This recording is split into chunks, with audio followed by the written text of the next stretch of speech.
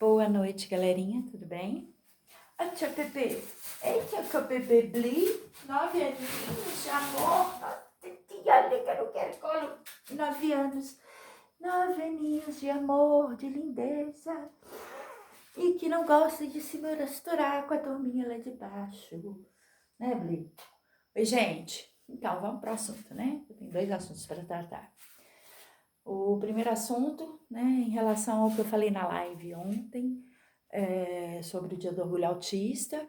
Quem tiver interessado em saber mais sobre política, etc e tal, eu vou tentar fazer um vídeo por semana abordando assuntos parecidos, tá? E vou distribuir na página da Abraço, essas coisas. Eu vou tentar, eu não vou garantir. Porque tempo, né? Aí eu vou ter que fazer dessa forma assim, igual eu tô fazendo. Eu vim aqui colocar comidinha pra Bli aqui em cima, no canil, e para as minhas minhoquinhas, né? Tanto as filhas quanto as netas, que eu já tenho neta minhoca. Eu sou uma evolução da mãe de pet. Então, esse é o primeiro assunto. Segundo assunto, hoje foi muito difícil, gente. Foi um dia muito difícil, né? Se ontem a gente teve a alegria de ver tanta coisa bacana, né? Os autistas mais novos, a futura geração, a nova geração, falando no Twitter, né? Se orgulhando, né? De serem quem são. Hoje foi só tristeza e decepção. Quer dizer, tirando claramente a minha crush linda, maravilhosa, né? Que não é minha, porque ela tem o amor dela, assim como eu tenho meu marido, desculpa, Ezio. Mas a Rita, né, que fez uma live maravilhosa hoje sobre autismo e racismo junto com meu irmão William. Também assisti um vídeo do Ricardo, né, o Autista Pensante, que é bacana demais.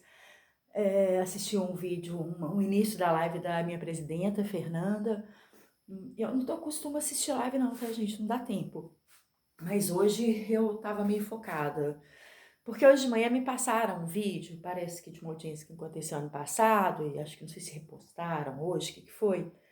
Ai, me deu uma tristeza tão grande, porque era um autista falando, um autista que eu conheço, que é muito inteligente, não é fascista, não é um autista da extrema-direita, pelo contrário, né? E eu sei que a gente tem posicionamentos diferentes, em relação à questão da ciência aba, em relação a como lidar com pais e mães de autistas neurotípicos, mas olha, hoje foi muito triste mesmo, porque, gente, o que é ciência?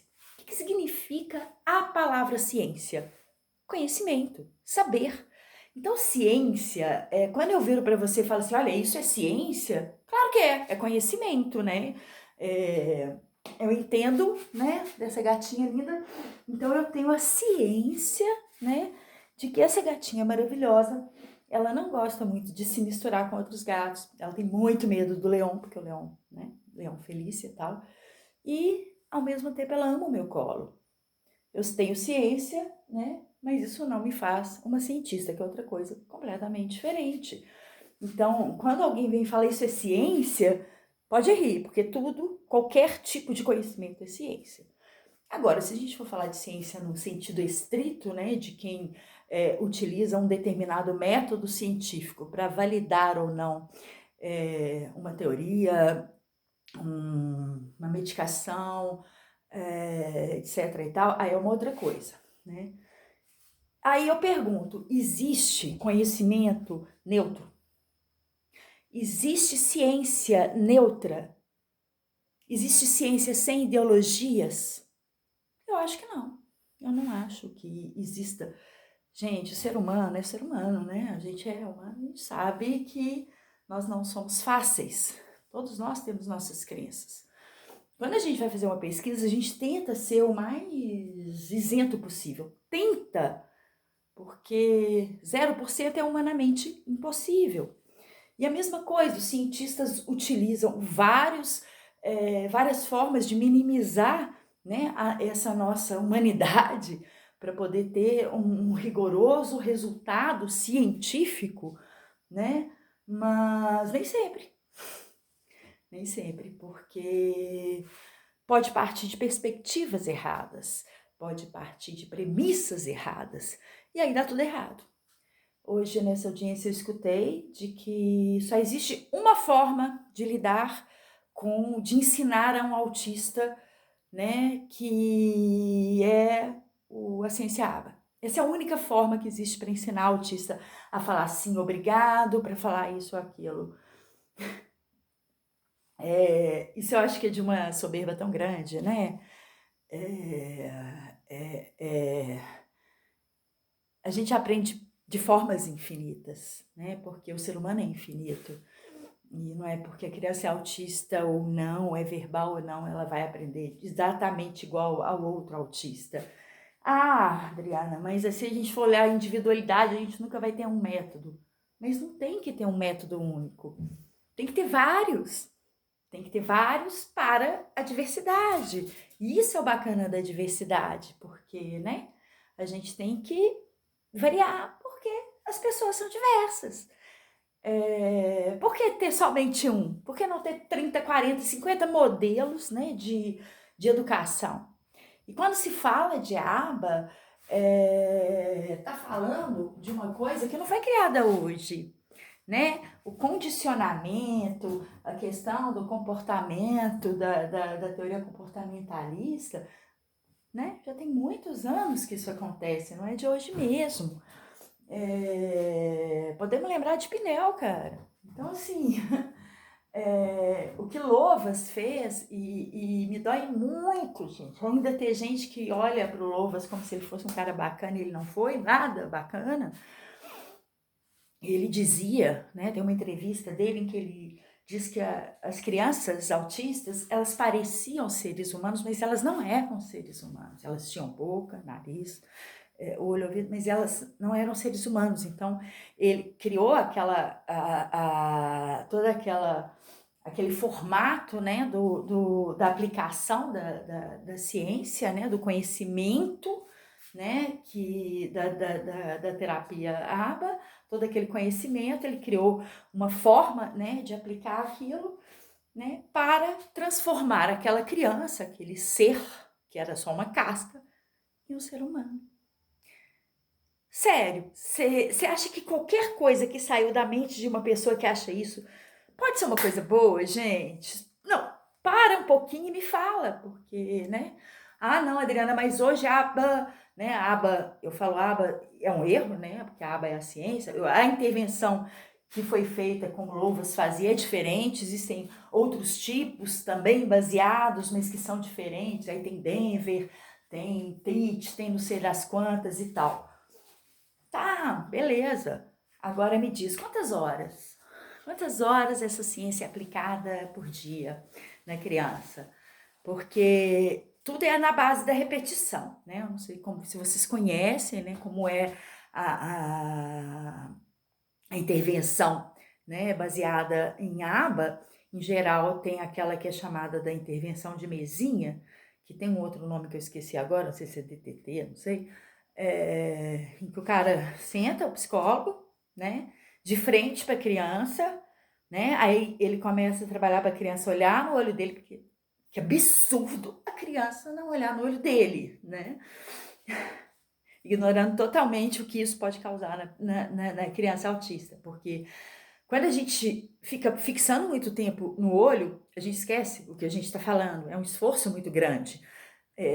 Mas foda-se, ela tem que agir como neurotípico. Então, olhe nos meus olhos, né? Olha aqui, né? E agora faça isso. Se a criança acertar, prêmio. Se ela errar, vai repetir. Repetir. Vai repetir 10 milhões de vezes até ela aprender. Hoje, inclusive, escutei um podcast de uma mãe falando isso, né? Enquanto uma criança típica, você fala uma coisa hoje, ela já sabe amanhã. A criança atípica, você tem que falar 1 milhão de vezes para ela aprender. Não é bem assim, gente. Não é bem assim. Isso é uma mentira. Isso é uma ilusão. Então, quando falam que mães de autistas são as grandes especialistas em autismo, mentira. Eu sou mãe de autista, eu conheço pra caramba de autismo, mas eu conheço porque eu também sou autista. E isso, desde o início, facilitou muito, mesmo eu sem saber que eu era autista, porque a forma como a minha mente trabalha é igual a do meu filho, mesmo ele sendo um autista grau 2, né? Nossas mentes trabalham de uma maneira coordenada, alinhada. Então fica muito, muito mais fácil da gente ter, de eu saber como ajudá-lo, como apoiá-lo. Então essa coisa de achar que tem que ficar repetindo na cabeça do autista até ele aprender, o autista não dá resposta imediata, não significa que ele não absorveu aquele conhecimento. Significa que naquele momento ele não quis dar aquela resposta, ou a mente dele estava ocupada com outra coisa, ou porque o sensorial dele estava completamente destruído. Mas não significa que você precisa ficar afirmando a mesma coisa 1 milhão de vezes, tá? Criança, normalmente, você tem que repetir determinadas coisas, principalmente quando são coisas que não fazem sentido para ela, né? Então, essa coisa, essa convencionalidade social, não, tem que falar boa tarde, bom dia, com licença, não faz sentido algum, né, para a criança. E aí você está repetindo porque você quer que ele entre num determinado modelo de ser humano que você acha que ele deve ser. Ok, né? Vai repetir, vai repetir. Agora, de repente, você vai repetir para que aquela criança perca os stis, que vocês chamam de estereotipias. Eu conheço autistas que perderam os seus estereotipias. Eu li ontem uma mãe falando, toda feliz, que fez o filho parar, né? São pessoas com vários problemas, né, de saúde mental, emocional, né? Então, ontem na live, poder fazer, né, mexer o corpo, mexer as minhas mãos irrequietas, mãos que não param, como minha sobrinha me disse outro dia, ajuda tanto. Por que não fazer? O que prejudica um ser humano, o que prejudica um neurotípico nós estarmos fazendo determinados movimentos? Irrita você? Vocês perdem alguma coisa com isso? Porque vocês também fazem coisas que irritam a gente, e por isso a gente está mandando vocês pararem de fazer, né? Enfim, esse vídeo já tá gigante, eu vou terminar porque eu preciso cuidar das minhoquinhas, né, Bli? Mas, voltando à questão da ciência. Então, gente, se eu tenho uma teoria que eu quero, né, comprovar, eu vou fazer aquela tal da meta-análise, parará, parará, parará. Tem que ter premissas, né? E a premissa geral no meio científico é que pessoas com deficiência devem ser consertadas, que pessoas com deficiência são erradas, principalmente se a deficiência ela é psicossocial, ou seja, um autista, uma síndrome de Down, né? Então, todos aqueles, ou praticamente todos que fazem pesquisas em relação a isso, têm isso na mente. Eles querem consertar aquela pessoa, isso é proveniente do modelo médico, né? Que também é ligado ao modelo integração. É engraçado que tem um grupo, que eu até comentei hoje, nesse vídeo que está lá no Instagram deles, que chama Capricho na Inclusão, que eles defendem, na verdade, o modelo integração, que é diferente do modelo inclusão. Inclusão é todo mundo 100% na escola regular. Claro que 100% nunca vai ter, mas pelo menos 99% dentro da escola regular, né? O modelo integração separa, essas pessoas têm capacidade de ficar dentro da escola regular, essas pessoas vão ter que ir para salas e classes especiais porque elas não dão conta de ficar dentro da sala especial. Por que isso é ruim? Realmente tem gente que não dá conta, não. Não é a pessoa que não dá conta. É a escola que não deu conta de adaptar o ambiente, fazer o desenho universal, fazer as adaptações razoáveis para aquela pessoa, né? É obrigação da escola fazer isso, tá? Na CDPD, né, que é uma norma constitucional hoje no Brasil, tá na LBI, né? Tá nas leis brasileiras. A lei brasileira, ela adota um modelo social de deficiência que foi criado por pessoas com deficiência e que tem como premissa bacanérrima a competência plena da pessoa com deficiência. Quando você vai ensinar alguém, quando você vai fazer uma pesquisa sobre algo, se você parte da premissa que existe ali competência plena, eu garanto que o resultado é diferente.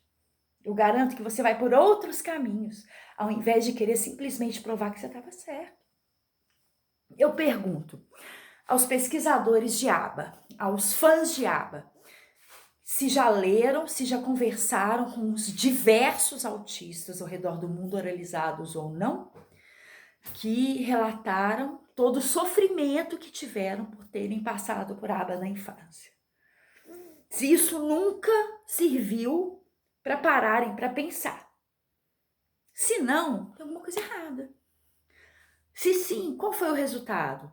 Quando vocês fazem essas pesquisas, vocês pegam esses efeitos colaterais que muitas vezes fazem com que um autista se suicide?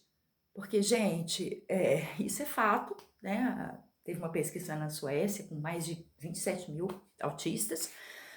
A segunda principal causa de morte dos autistas é o suicídio, né?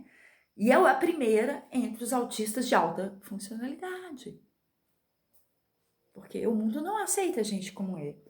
E como não aceita, os pais querem colocar eles como se fossem neurotípicos. Aí vai vir um outro cara, que é um cientista, que hoje fez uma live sobre como reverter o autismo, porque ele já promete há 10 anos poder sequenciar toda os genes, né, que estão envolvidos com o autismo, para poder, assim, criar o mini cérebrozinho dele lá e resetar o cérebro autista. Porque para ele o futuro do autismo é acabar com o autismo, né? E essa foi a live que eu vi, que à tarde a gente deu uma passada. E agora, como, né, não saiu do lugar, porque a gente sabe que isso não vai acontecer, mas ele ganhou. Os pais, muita gente investiu nesse projeto, né, nos Estados Unidos.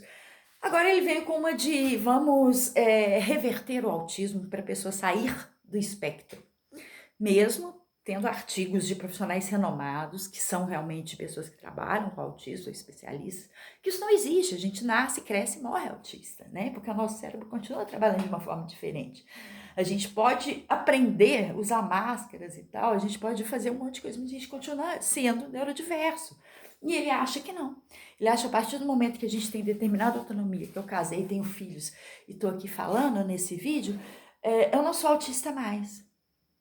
Isso é capacitismo, sabe? Isso é puro capacitismo e desconhecimento do que é ser autista. É muito triste, né? Porque essas pessoas têm voz, elas têm visibilidade. E no Dia do Orgulho Autista, que foi ontem, e nessa semana toda, nós ainda temos a notícia de pais e mães que estão tentando roubar o protagonismo do dia, dizendo que é o dia de eu falar que eu tenho orgulho do meu filho e eu não tenho. Eu tenho muito orgulho do meu filho. Gente, não é sobre vocês. Nunca foi. Vocês têm o 2 de abril, tá? Eu também tenho, eu sou mãe, né? O dia 18 de junho foi uma data criada por autistas justamente para contrapor, né, com o dia da Autism Speaks, aquela bosta da Autism Speaks, né, que trouxe o quebra-cabeça, que trouxe a cor azul, que trouxe o dia 2, né, e que dizia que o autismo mata os casamentos, mata as pessoas, que é a pior coisa do mundo, que fez tanto mal para os autistas do mundo inteiro.